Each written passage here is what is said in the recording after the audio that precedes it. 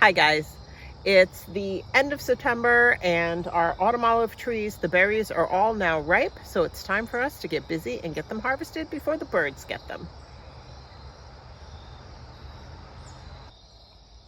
So this is an autumn olive tree. If you've never seen one before, they can grow up to 20 feet tall. Very often they look more like a bush than a tree when you first find them. They have alternating leaves on their branches that grow up to about 3 inches long and about 1 inch wide. And the undersides are a silvery color, which is kind of odd, but it really helps in identifying them. Now, if you live in the US, you can find these as north as Maine, all the way down to Virginia, and as far west as Wisconsin. So these are something that you're going to find in a variety of areas in the US. So excuse my dirty hands. In the spring, these branches are going to be covered with a creamy yellow flower, and in the fall, the berries get this ripe red color. So now that they're nice and red, when you pick them, they're very juicy, and they have a little seed in the middle. Let's see if I can show you that seed. So you can see the tree is covered in berries. So it's time for us to get these harvested before the birds get them, and then we'll see what we can do with them. So I'm in the house with my autumn olive berries, and I don't know if you can tell, but the bucket's full up to about here. And I've got these rinsed already, so now we're gonna get these into our steam juicer and onto the stove. Well, the top of my steam juicer is a bit steamed up, but you can see the berries in there, and they're a nice red color when you start. And I started with about 14, 15 cups of berries in the steam juicer. And I wanted to show you something not to be concerned with. So the color of the juice that comes out isn't going to be red like the berries. It may be kind of more of a pink or kind of orangey pink color, and it's not clear. It's a more solid looking, like almost creamy looking juice that comes out. But don't worry, once we get this all steamed out and then we process it up, it's going to look beautiful. Now that we've finished steam juicing our autumn olive berries, we ended up with 5 quarts of juice. Now don't let the color put you off. That's going to change as we make our jelly. But you also may be able to see, I'm not sure on the video, that the color of the 5 different jars is slightly different. Now, as you steam juice, you're going to get a different level of juice coming out into each jar. So what I always do is I take these jars, put them all into one pot, and then mix that together and then put it back in the jar so that I know my consistency jar to jar is going to be the same. So I'm going to get that done. Then we'll come back. We'll measure out how much we need so that we can start making some autumn olive jelly. Now that I have these all mixed, so I know the consistency is the same, the first thing I'm going to do is measure out 5 cups of the juice and put it into this big pot. Now I am going to be following the same recipe I would use if I was making grape jelly. This is a tart flavored fruit that is in these berries, and it's something that does need a little extra sugar unless you like it tart. Now, if you're trying to cut back on sugar, I'm using the Sure-Gel, regular Sure-Gel, and you can use the low sugar Sure-Gel instead if you prefer, and that will allow you to use a little less sugar. So I've got this 5 cups. I'm going to get this over to the stove, and then we're ready to move to the next step. I've got my jars heating here on the stove for my jelly. I've got my autumn olive juice in the pot. I'm adding a ½ teaspoon of butter to help reduce foaming, because this is a juice that does have a tendency to build a foam. And I'm going to be adding 1 package of Sure-Gel.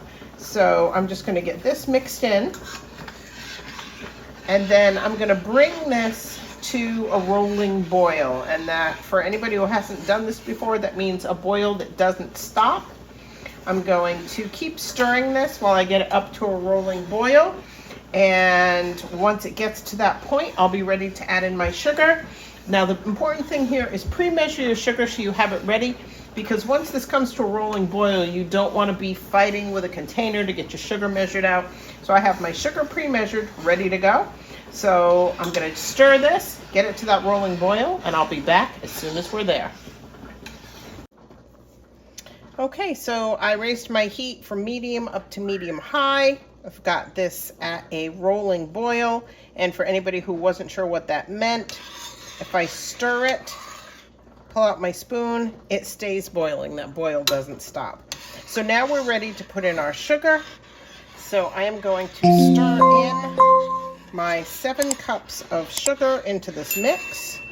And I'm just going to slowly pour this in, stirring as I go. Now I'm going to keep stirring this, and we're going to bring this back to a rolling boil. We're going to bring it to a rolling boil again, keep it at that rolling boil for 1 minute, and then we'll be ready for our last step before it goes into the jars. So we're back at our rolling boil, and I'm going to keep it at its rolling boil for 1 minute. I just set my timer, and I'll be back, and we'll see how much foam we end up with on the top before we can get this into our jars. All right, so we're done with our 1 minute at a rolling boil. I'm going to slide this off the heat. It doesn't look like we have much foam at all. So once I get this off this hot burner, I'm going to skim off the little bit of foam that's on the top, and we'll be ready to put it in the jars. So I've removed this from the heat, and we're ready to get our jars done. I had very, very little foam that I had to take off the top, so the butter did its job. And I'm just going to slide this a little closer so I make a little less of a mess. And here we go. So I'm going to fill my jars up to about 1/4 of an inch from the top. And then I'm going to make sure that I use some white vinegar to wipe the rims before I put the lids on. And then I will put the rings on, and then I'm going to put these into my water bath canner. And we're going to get these processed. They process for 5 minutes once it comes back to a boil after the jars are in. And I'll show you what these look like after I take them out of the canner.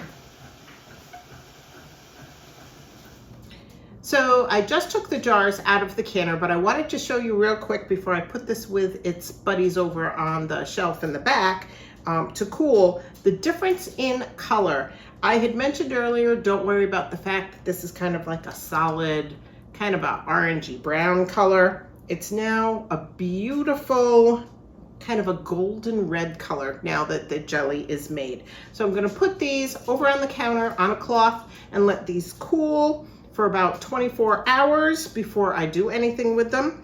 And I have a cup of the juice left in this jar. So I'm gonna show you how you can take this 1 cup and 1/3 of a cup of sugar and make yourself some autumn olive syrup. So this is a pretty simple syrup to make. I have my 1 cup of my autumn olive juice. I'm just gonna pour that into my saucepan. I'm gonna put my heat onto a medium high. I'm gonna put in my 1/3 of a cup of sugar. Now, if you wanna do this in a bigger quantity, you can just increase the numbers by a cup at a time. So for every cup of autumn olive juice that you're using, you're going to use 1/3 of a cup of sugar. So now I'm gonna let this heat on the stove.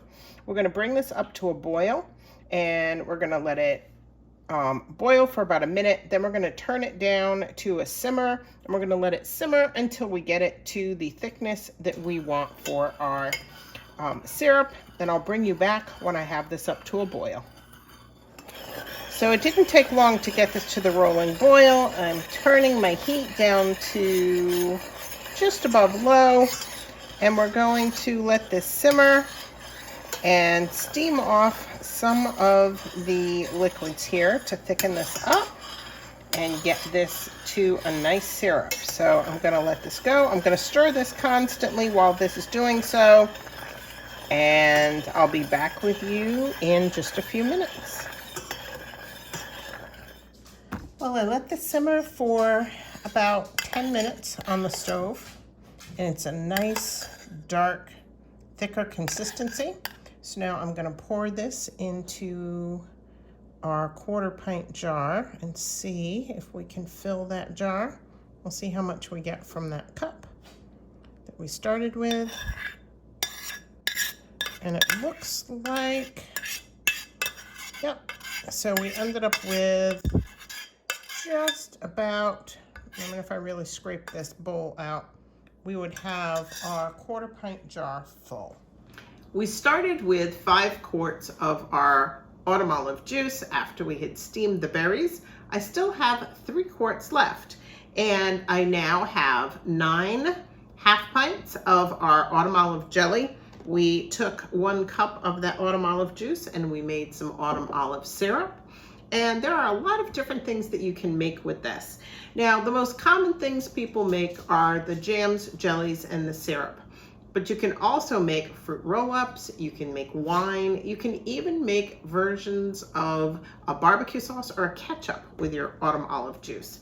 So another good reason for picking the autumn olive berries and using those to make different things that you can eat is that the autumn olive is considered an invasive species. Kind of like if you saw our video on garlic mustard, it's another one that's considered an invasive species. So by picking the berries and using those, you're helping to slow the spread of this plant, and you're also getting some delicious things you can enjoy. So if you like this video, remember, give us a thumbs up to like our video, share our video with friends you think might enjoy it, and until next time, everybody, take care.